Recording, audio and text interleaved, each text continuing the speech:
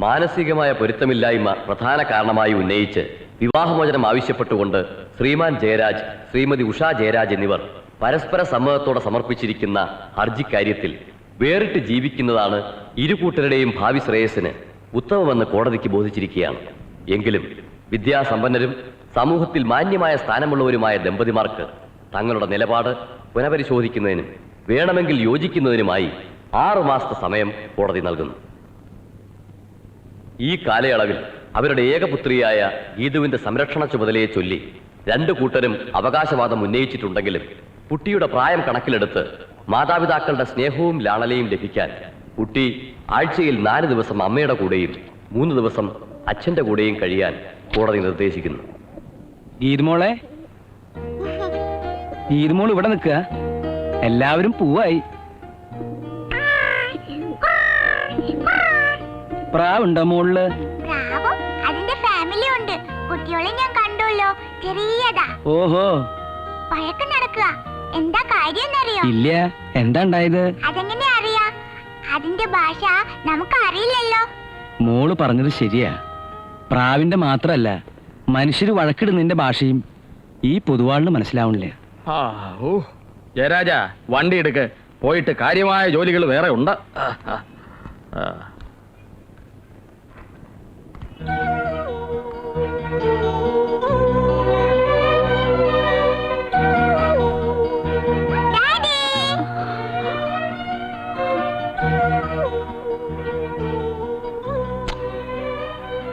Geethu, get into the car.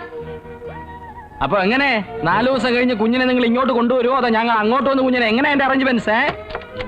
എങ്ങനെയാ വേണ്ടതെന്ന് വെച്ചാൽ അങ്ങനെ ചെയ്യാം. എന്താ പോരെ?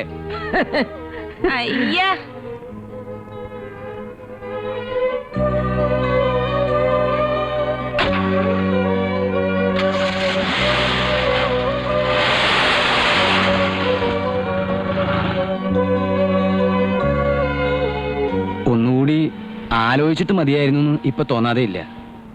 കുറെയൊക്കെ സഹിച്ചും ചിലതൊക്കെ കണ്ടില്ല കേട്ടില്ല എന്ന് നടിച്ചും കഴിഞ്ഞിരുന്നെങ്കിൽ ഇവിടം വരെ എത്താതെ കഴിക്കായിരുന്നു. ആണുങ്ങൾക്ക് ഇനിയൊരു സംബന്ധം കിട്ടാൻ വലിയ ബുദ്ധിമുട്ടുണ്ടാവില്ല. പക്ഷേ ഉഷക്കുഞ്ഞിന്റെ ഭാവി അല്ല, ഞാൻ എന്റെ തലയിൽ തോന്നിയത്. തലയിൽ അങ്ങനെ പലതും തോന്നും. അതൊന്നും പുറത്തേക്ക് എടുത്ത് വിളമ്പണ്ട. തെറ്റും ശരിയൊക്കെ നിശ്ചയിക്കാൻ അവളുടെ അമ്മയായ ഞാനുണ്ട്. തുടക്കം മുതലേ ഞാൻ കരുതിയതാ ഇതിങ്ങനെ അവസാനിക്കുള്ളൂ എന്ന്. നമ്മുടെ തറവാടിനും അന്തസ്സിനും തീരെ യോജിക്കാത്ത വർഗം. കൾച്ചർ എന്ന് പറയുന്നത് അടുത്തോടെ പോയിട്ടില്ല. ഡോക്ടറെ പറ്റി അങ്ങനെ ഒരു അഭിപ്രായം എനിക്കില്ല. കുടുംബക്കാരെ പറ്റി യശോധരമ്മ പറഞ്ഞത് ശരിയാ. അയാളും കണക്കാ. ചക്കരയും തേങ്ങയും പറഞ്ഞ് എന്റെ മോളെ വശീകരിച്ചെടുത്തതല്ലേ അവൻ. പ്രേമമാണത്രേ, പ്രേമം. തൃപ്തിയായില്ലേ നിനക്ക്?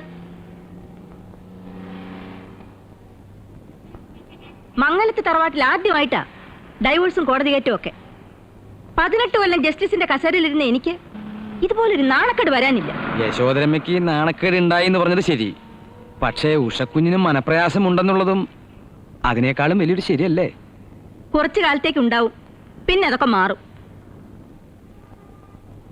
ഒറ്റ ഡിസപ്പോയിന്റ്മെന്റേ ഉള്ളൂ എനിക്ക്. ഇത് കുറച്ച് നേരത്തെ ആവാമായിരുന്നു. കുട്ടി ജനിക്കുന്നതിന് മുമ്പായിരുന്നെങ്കിൽ. അമ്മേ,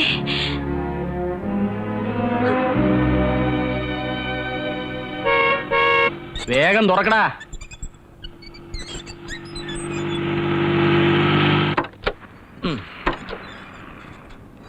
അമ്മേ, നല്ലതിനോ ചീത്തയ്ക്കോ എനിക്കും വല്യേച്ചിക്കും വിവാഹത്തിന് യോഗം ഉണ്ടായില്ല.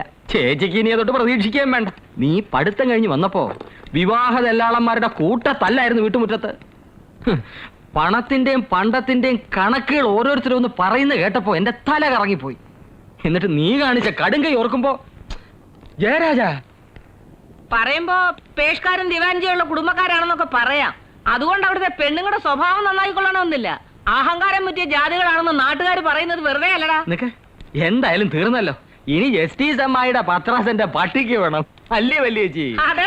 ജയരാജേ, ജയരാജ, നീ നോക്കിക്കോ. ഈ ഒരു 6 മാസം ഒന്ന് കഴിഞ്ഞോട്ടെ. പിന്നെ ഒരു 6 ദിവസത്തിനുള്ളിൽ 6 ജസ്റ്റിസുമാരെ വിലക്ക് മേടിക്കാൻ കഴിവുള്ള ഒരു തറവാട്ടിൽ നിന്നും നല്ല പൈങ്കിളി പോലത്തെ ഒരു പെങ്കൊച്ചിനെ നിന്റെ മുമ്പിൽ കൊണ്ട് നിർത്തിയില്ലെങ്കിൽ ഞാൻ നിന്നെ ചേട്ടാന്ന് വിളിക്കും. ഞാൻ നിന്നെ വല്യേട്ടാന്ന് വിളിക്കും. രണ്ടുപേർക്കും നിർത്തിയിട്ട് പോവാമോ?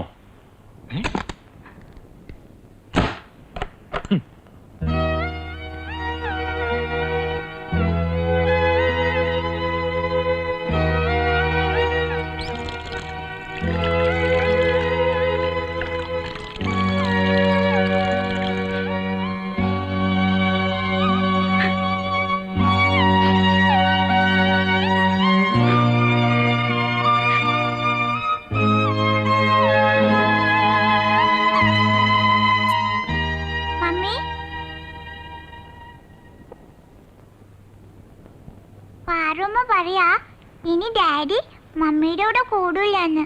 ആണോ മമ്മി? ഗീതുവിന് ഉറങ്ങാറായില്ലേ? പിന്നെ പറയാ ഞാൻ ഡാഡിയുടെ വീട്ടിലും താമസിക്കണോ ഇവിടെയും താമസിക്കണമെന്ന്. അതെന്താ മമ്മി? നിന്നോട് ഞാൻ പറഞ്ഞിട്ടില്ലേ വേലക്കാരിയുടെ അടുത്ത് കിന്നാരം പറയാൻ പോരുതെന്ന്? ഞാൻ പോയതല്ല, അവര് കിന്നാരം പറയാൻ വന്നതാ. മോള് പോയി കിടന്നുറങ്ങ. ഞാനും മമ്മിയുടെ അടുത്താ. വേണ്ട, മോളുടെ റൂമിൽ കിടന്നാ മതി. ചെല്ല്, ഗോ ടു യുവർ റൂം. ഇന്ന് മാത്രം കിടക്കട്ടെ.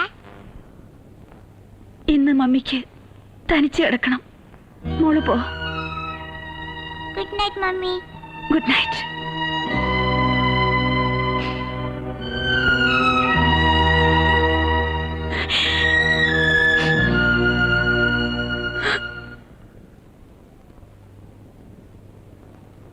ആ ഇതാര്? ഗീതുമോൾ ഇവിടെ ഇരിക്കി.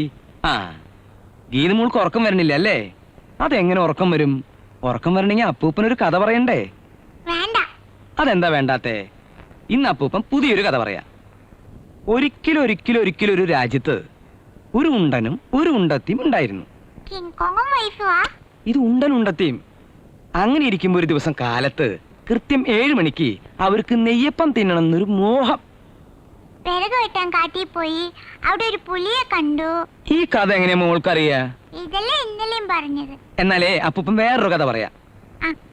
ഒരിക്കലും ഒരു രാജ്യത്ത് ഒരു രാജകുമാരനും സുന്ദരിയായ ഒരു രാജകുമാരിയും ഉണ്ടായിരുന്നു. അവർക്ക് ഒരു ദിവസം ഉച്ചതിരിഞ്ഞ് ഒരു 4 മണിക്ക് നെയ്യപ്പം പഴംപൊരി തിന്നണമെന്നൊരു മോഹം. അവര് രണ്ടുപേരും കൂടി കാട്ടിൽ പോയി. കാട്ടിൽ ചെന്നപ്പോഴോ അവിടെ ഒരു കിങ് കോങ് ദേ ഇതുപോലെ. ഇപ്പോഴത്തെ കുട്ടികൾക്ക് പിന്നെ എന്ത് കഥ കേൾക്കാനാ ഇഷ്ടം? ഒരിടത്തൊരാള് ഒരു ആറ്റം ബോംബ് ഉണ്ടാക്കി. എന്നിട്ട് അത് അയാളുടെ കയ്യിൽ നിന്ന് അറിയാതെ വീണ് പൊട്ടി. എന്നിട്ട് അയാൾ ചത്തു. അങ്ങോട്ട് ചാവട്ടെ അങ്ങോട്ട്. എന്നാലേ ഇതൊക്കെ അവസാനിച്ചു കിട്ടുള്ളൂ. എന്തേ ഇരിക്കണേ വെറുതെ?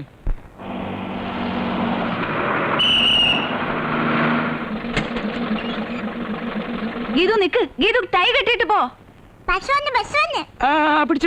പിടിച്ചു. ആ മുഖം തുടയ്ക്ക്. പാല് കുടിച്ചാ വാ കഴിവണമെന്ന് പറഞ്ഞിട്ടില്ലേ നിന്നോട്? ആ വരടിത്തള്ള പീപ്പി വിളിച്ച് ചാവാൻ പോവാന്ന തോന്നണേ. ഒന്ന് വേഗാവട്ടെ. ടാറ്റാ.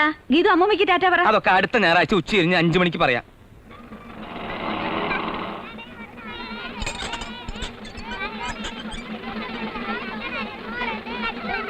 എന്താ കാമ ചേച്ചി, സുഖം തന്നെയല്ലേ? അല്പ സുഖണ്ട്. എന്താ വേണ്ടേ? എനിക്കൊന്നും വേണ്ട എന്റെ പൊന്നെ. നമുക്ക് പോവേ.